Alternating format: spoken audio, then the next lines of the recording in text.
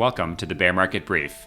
I'm your host, Aaron, and if you're new or you haven't joined us in a while, this is a podcast about the intersection of politics and economics in Eurasia. Today, to kick off 2023, we're returning to our stomping grounds, Russia. Specifically, how is its economy doing, and how are leaders trying to mobilize said economy for the war effort? Joining us today is Nick Trickett, once the editor-in-chief of The Brief and a longtime friend of this podcast. He'll give us a quick update about what's keeping him busy these days, and we'll jump right in. So, let's investigate. Welcome back, Nick. Quickly bring us back up to speed about how you've been. What's keeping you busy these days? Hey, Aaron. It's good to be back. The main professional development is that I'm currently now working for White & Case as a BD manager. So to be clear, anything I'm saying here is in a personal capacity and no way reflects on my employer, and it's nothing to do with my job. So just, as a heads up on that front. But other than that, I'm also working on a book for Hearst that is titled Empire of Austerity, Russia and the Breaking of Eurasia. Hopefully it'll be out come, let's say, like November, about December for the Christmas season, because obviously everybody needs another book for Christmas. But yeah, so we'll see how that goes. It's definitely a haul. Well, while I have you, and before we dive into the subject matter for today, tell us a little bit about the book. What are you exploring? So the idea is to kind of paint a contemporary history of the evolution of Russia's political economy from roughly the default in 98 up till the invasion in 2022, and explaining how essentially like Russia's kind of biased towards it and the degree to which it's wired for stagnation. And obviously explicitly through austerity politics the last like 8-9 years, but even before then, there's still an austerity bias in Russian policymaking and economic policy, I would argue, explains how the conflict developed, how it worsened conflicts across Eurasia, and why it went so badly. So by austerity, you mean that the central government is just not spending money trying to keep its deficit debt down? Yeah. So I would say like the traditional term being the neoliberal. Obviously, I think the term doesn't really actually describe Russia very well, but the kind of neoliberal policy biases that you have amongst Russian elites. Understood. So let's jump into it today. This is the first episode for 2023. And I'm wondering, how is the state of Russia's economy as we kick off the year? Are the wheels coming off? Are there bright spots? Is it somewhere in between, as is usually the case? I think saying the wheels are coming off is probably a bit extreme, but I would say that things are definitely getting worse, not better. And the bright spots that you might have seen last year and the kind of relative so-called overperformance of the economy are starting to drive a bit. I think the best way to think about it is that like we don't really have any good data on firms essentially exhausting the viability of the capital goods they've imported from the West they can no longer get access to. So like, let's say you're a mining company or like an oil firm that uses proprietary software that you can no longer get from the West for like exploration purposes. That process is now less productive, right? So you're now wasting more money on a less productive process to try to extract more resource out of the ground. Or, if you can't import like a key little component to fix up a rail wagon, and suddenly rail wagons start breaking down. I mean, we've already seen them halt production of the so-called innovative wagons, and which basically means that they're defaulting towards using older rolling stock that carries less cargo per unit. So that's another kind of big productivity loss, and so on. Those kind of processes are unfolding now more so than they were last year. So I think that's kind of the big story that is not yet shown up in the data. So is that something that would be hurting Russia now, or more something that will be a source of pain and further stagnation in the future? Both, because what it's doing is kind of recreating the type of bullwhip effects we saw from the COVID pandemic globally, but on a smaller scale, on a sector basis in Russia, right? I mean, obviously the most infamous case, and there's some speculation and debate about how accurate this is that the surge in imports of breast pumps, refrigerators, and washing machines via Kazakhstan and Armenia in particular are basically a channel to cannibalize semiconductors for military uses in the country. Now, I think that's not entirely true, but I would say that when you look at survey data, we've seen that demand for repair services for these goods has risen by as much as 70% in a lot of regions in Russia. So by implication, I mean, we know for a fact that the sales data on who's buying the stuff at the end does not tell us who's doing the buying. So it's probably the case that the military is actually consuming more and more consumer goods, for instance. So I think it's a mix of both, and I also think that we're only now starting to see a kind of more full effect of the decline of incomes that people experienced last year, and how it's going to show up across businesses as they start to go under or face more strain. Now, at the same time, I've seen kind of a puzzling trend in some of the data I've followed that while this is happening, and I think we can talk more about data quality, what we're seeing from where, but it seems like at least Russian consumers' measures of economic confidence have been pretty stable, if not positive. So How do we square that circle? Well, a couple of ways to think about it. I think one, when you always assume things are bad, it's kind of hard to actually read too much into the data.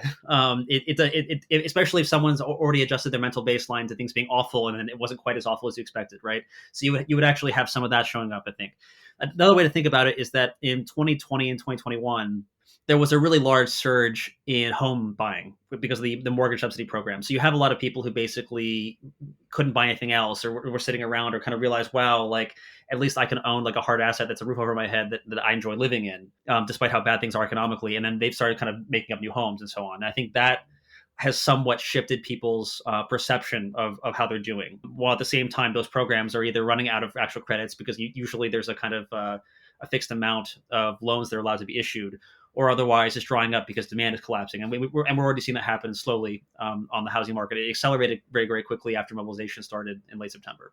I want to ask, shifting to some of the, I guess, contingencies you could say relating to the war itself. Actually, President Zelensky of Ukraine had a joke, not to make light of anything happening there, between kind of traditional Ukrainian Jewish joke from Odessa, where there's two men talking. They say, "Hey, do you hear?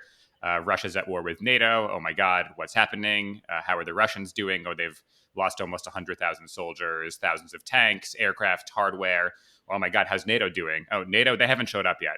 So, what I want to get at is the extent to which Russia is really all in. There was a prior mobilization round where they conscripted, I think, 300,000 people.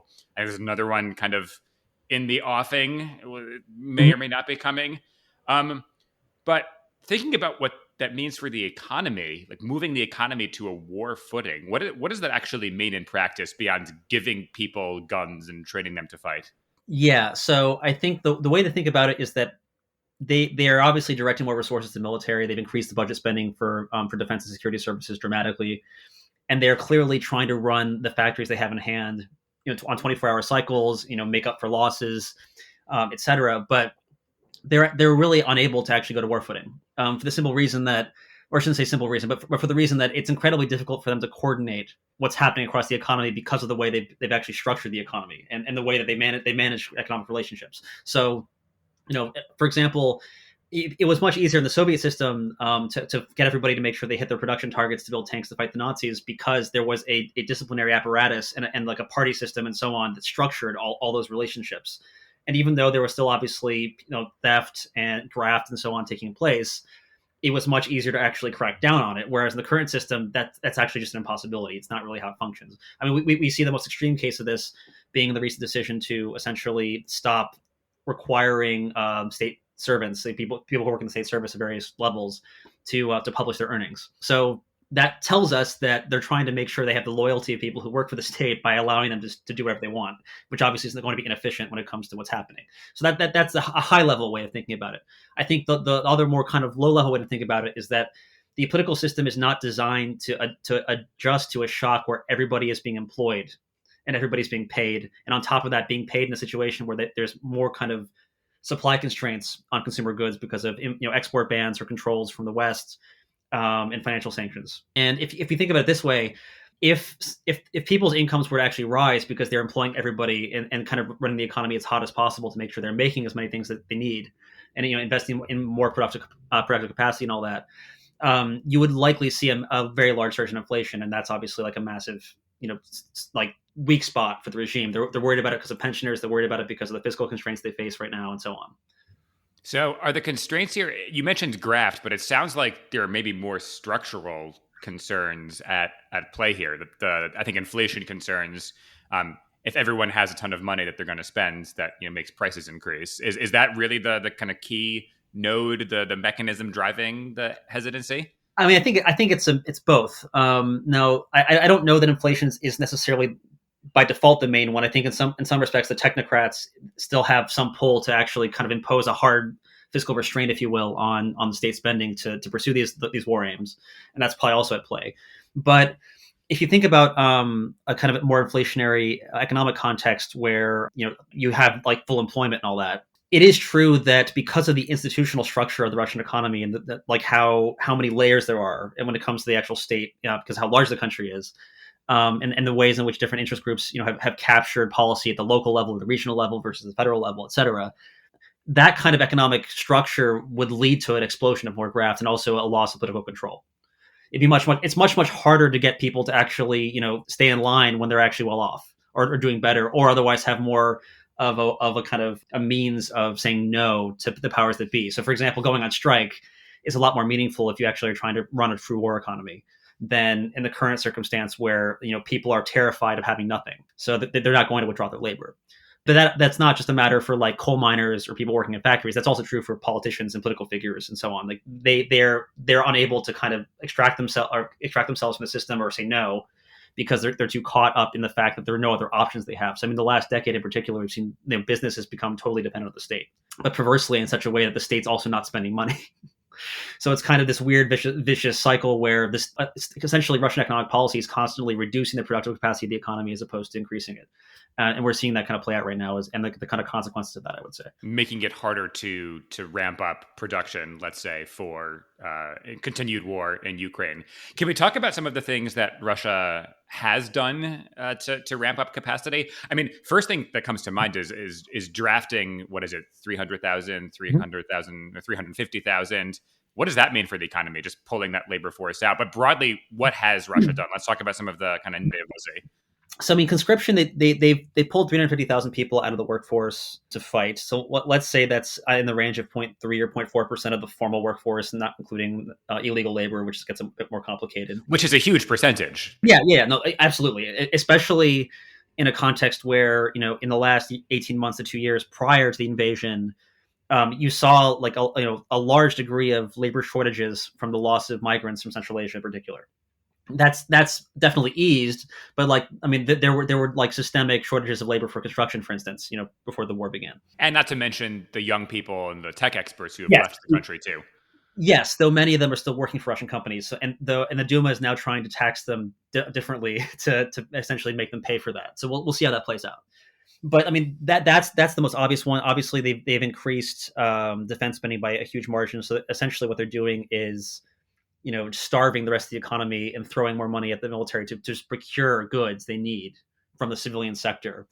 You've seen the creation of the coordination kind of council led by Mishustin and other people around him who, I mean, their job is basically to make sure that the military gets everything it needs when it comes to physical inputs.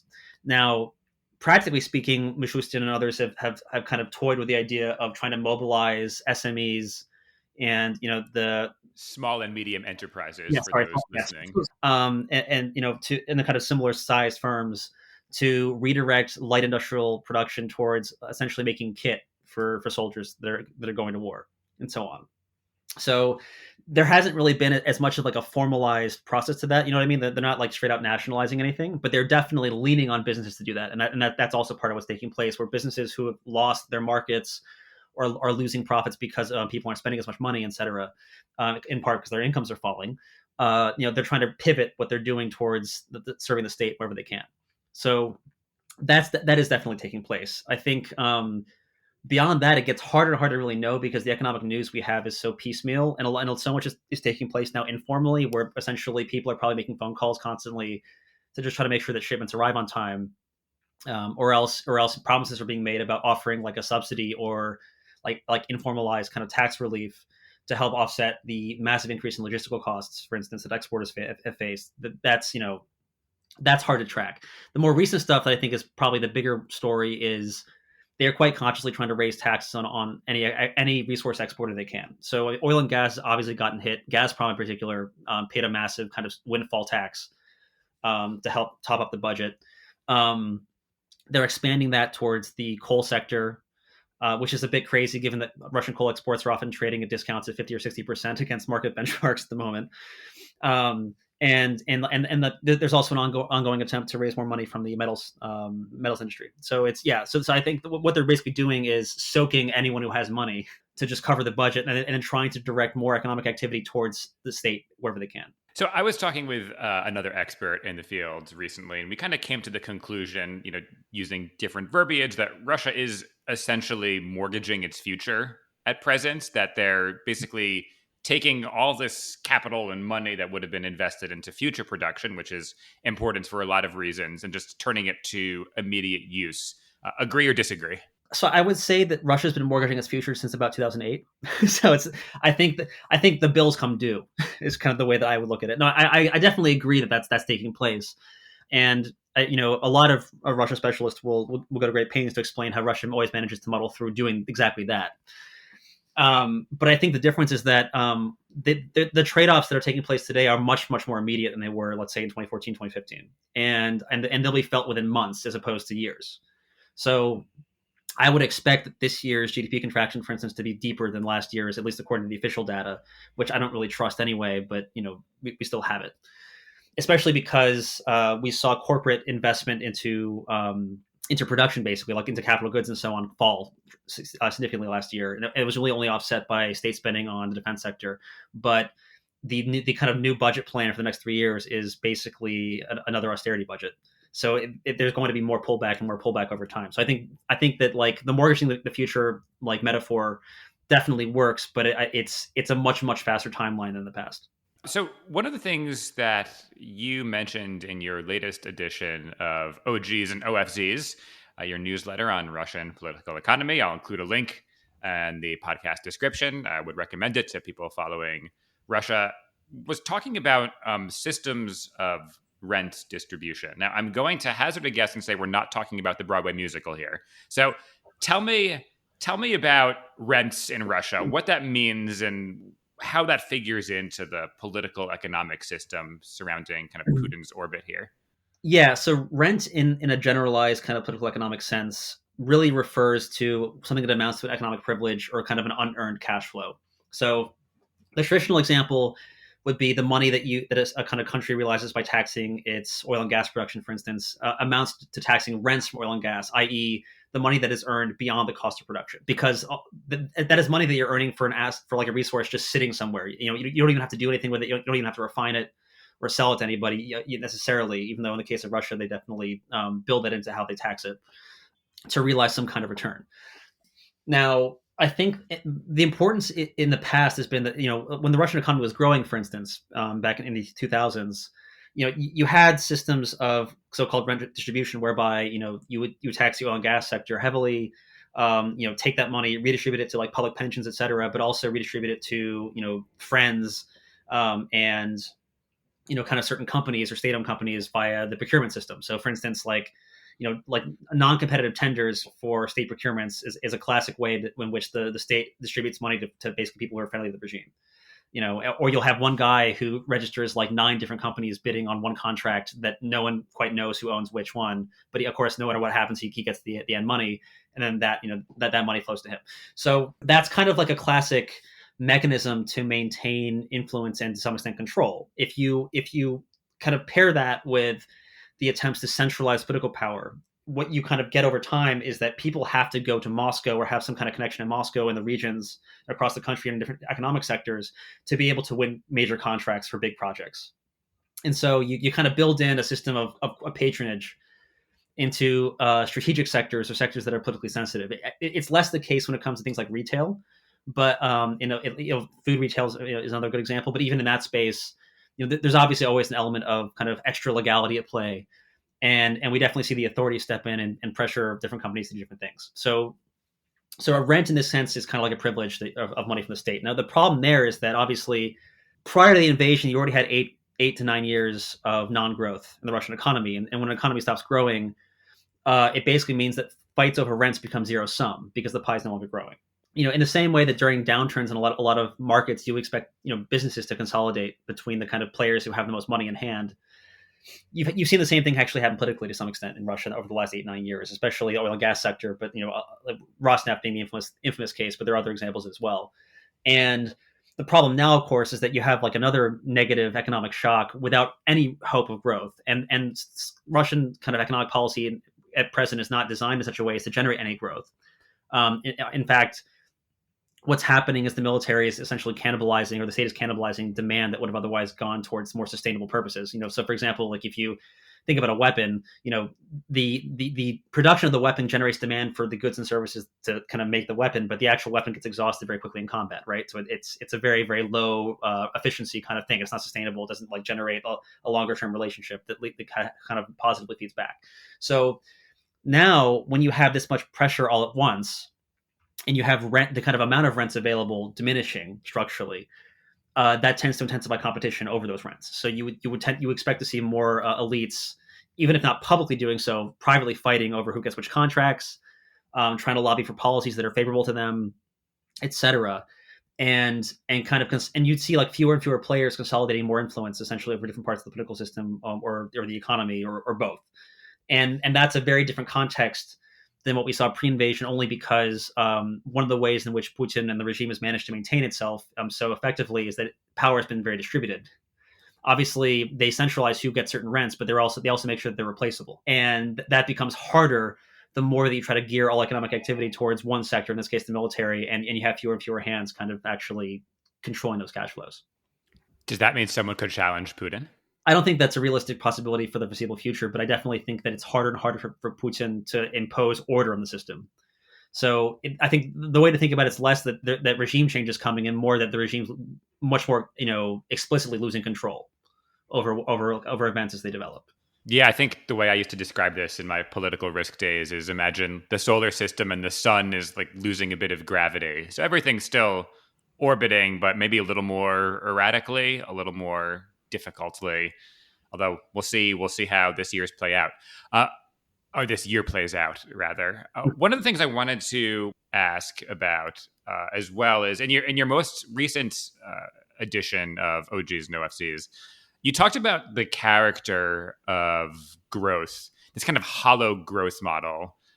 Can you delve into that a little bit, and how we see saw a mismatch between kind of exports and domestic consumption? I thought that was interesting, and I think it would be helpful if you could break that down. Yeah, so I mean, if you want to think more broadly about the field and like relatively recent literature, et cetera, one of the reasons why Russia had such a hard time with the economic transition from communism and the collapse of the Soviet Union was it was too rich and too urbanized and too industrialized to be China. So it couldn't become this really competitive exporter, selling manufactured goods, because it simply was too wealthy, relatively speaking, to do so. Labor costs were too high. Now that kind of has come back to haunt Russia, because its growth in the 2000s was not an oil boom per se. I think people misunderstand that. It was a consumption boom that was financed by oil. So the real reason why growth was so strong was because oil revenues were being redistributed to the public and generating more investment, which then generates income. Obviously, when businesses build new plant and so on, that leads to people making more money because people have to be employed to do so, et cetera. So that kind of consumption was really what drove Russian growth the first decade of this century. And then after the financial crisis, in part because of the mismanagement, I would argue, of the response to the crisis, that model dried up. It ceased to work. Now, obviously, you have people like Kudrin and others, systemic liberals, argue that, I would argue relatively peripheral reforms would be enough to essentially generate growth. Like rule of law, et cetera. That all obviously matters. That makes a huge difference for investment, but in reality, what really happened was that Russia basically just reached a level of wealth per capita where it could no longer really reliably grow by just exporting more. It had to consume more. But the political system was designed in such a way that exporters were the dominant political bloc when it comes to the budget, in this case, oil and gas, but others as well, and also employment. So, if you think about coal mining, if coal mining were to collapse as a major exporting industry, it would be a huge problem for regional economies in Eastern Siberia. So they were basically. Why would it be a problem for Eastern Siberia specifically? It's cold. Well, it's cold. It's also obviously like the kind of center for most coal mining in the country, and when you think about the number of industrial towns that rely on one or two industries, those industrial towns are often linked into supply chains that are supported by exporters like the coal industry. Now, the example that I always go back to that I think is really, really instructive and useful is rail wagons. If you look at the kind of heavy industry that produces rolling stock in Russia, its demand domestically is underwritten by exporting industries that need the wagons to be able to move stuff abroad. Coal, generally is moved by gondola cars, and they make up the kind of single largest portion of the rolling stock fleet. So I just think they're a useful kind of example to point to. But that goes back to oil and gas as well. these oil and gas companies, they then need procurements for, let's say, steel pipes, and so that they go to a domestic firm with a procurement contract and do that, and so on. So these like exporting industries that are ultimately dependent on a foreign demand, in general at least, generate lots and lots of contract activity for domestic industries that are historically not as competitive when it comes to exports, but also have been kind of de facto subsidized through interventions in terms of energy prices, labor agreements that kind of create a situation where labor doesn't push too hard for excessive wage increases and so on. So essentially, Russia was relying on its exporters up until the invasion to underwrite demand for the heavier industrial base and aspects of the consumer industrial base that it inherited from the Soviet period in the 1990s, early 2000s. Of course, what then happens is the financial sanctions make it such that when the Russian economy, and exporters earn dollars or euros, they can't really do very much with them. So it short circuits that kind of relationship, because like if you're like a coal miner or whatever, you're not going to be able to hoard dollars and then convert that into demand, and pay people with it really meaningfully. So now those exporters are forced to obviously buy rubles and then negotiate new contracts that are entirely dependent upon domestic price levels and domestic policy. I think the other thing about it is obviously that consumers in Russia, import a huge portion of their consumption, right? So I think by one estimate back in 2021, something like 3/4 of the total monetary value of consumer goods in Russia are imported when it comes to like the average consumer's kind of consumption in a given year. So that's obviously massively affected by the illiquidity of the ruble, and the fact that the ruble is no longer easily convertible into foreign currencies in the way it used to be. The fact that, like as I mentioned earlier, like logistical costs have gone up for importers and exporters because so many companies now refuse to just work with Russian clients. Insurers don't want to insure Russian cargoes because it's too politically risky, etc. And so as a result, this kind of growth model that had exhausted itself, whereby exporters had helped make the country richer, but then it kind of hit a ceiling, is now reversing, right? It's going into decline because the way that the sanctions are structured undermines the relationship that has historically sustained consumption domestically through the exporting sectors of the economy. And that, ladies and gentlemen, is Russia's economy as we start in 2023. Rosy as always, but we'll be exploring these issues in many episodes to come this year. Nick, thank you for joining us. Yeah, of course. Thank you for having me. Thanks to Nick for joining today, and to you, listener. Be sure to follow BMB Russia and Eurasia at the Twitter handle @BearMarketBrief. BMB Russia and Eurasia is a project of the Foreign Policy Research Institute, that's FPRI, a nonpartisan think tank based in Philadelphia. For more information on this initiative and many others, drop by fpri.org. We'll catch you soon.